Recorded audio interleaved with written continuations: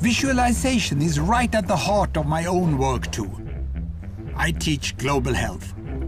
And I know having the data is not enough. I have to show it in ways people both enjoy and understand. Now, I'm going to try something I've never done before. Animating the data in real space, with a bit of technical assistance from the crew. So, here we go. First, an axis for health, life expectancy, from 25 years to 75 years. And down here, an axis for wealth, income per person, $400,000, $4,000, and $40,000. So down here is poor and sick, and up here is rich and healthy. Now, I'm going to show you the world 200 years ago, in 1810. Here come all the countries. Europe brown, Asia red, Middle East green, Africa south of Sahara blue, and the Americas yellow. And the size of the country bubbles show the size of the population. And in 1810, it was pretty crowded down there, wasn't it? All countries were sick and poor. Life expectancy were below 40 in all countries. And only UK and the Netherlands were slightly better off, but not much. And now, why start the world? The Industrial Revolution makes countries in Europe and elsewhere move away from the rest. But the colonized countries in Asia and Africa, they are stuck down there. And eventually, the Western countries get healthier and healthier. And now we slow down to show the impact of the First World War and the Spanish flu epidemic. What a catastrophe! And now I speed up through the 1920s and the 1930s. And in spite of the Great Depression, Western countries forge on towards greater wealth and health. Japan and some others try to follow, but most countries stay down here.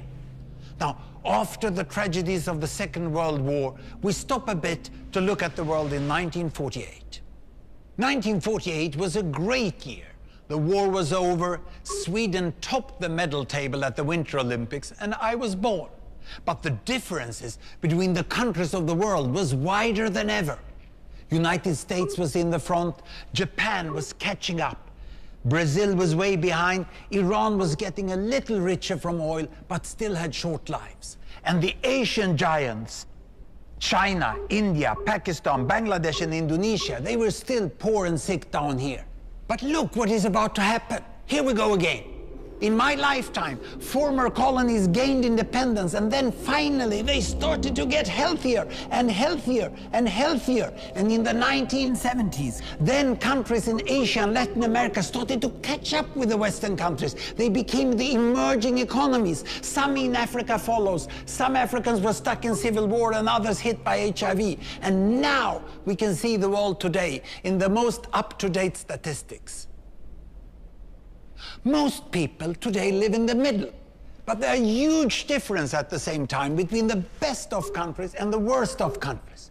And there are also huge inequalities within countries. These bubbles show country averages, but I can split them. Take China, I can split it into provinces. There goes Shanghai. It has the same wealth and health as Italy today.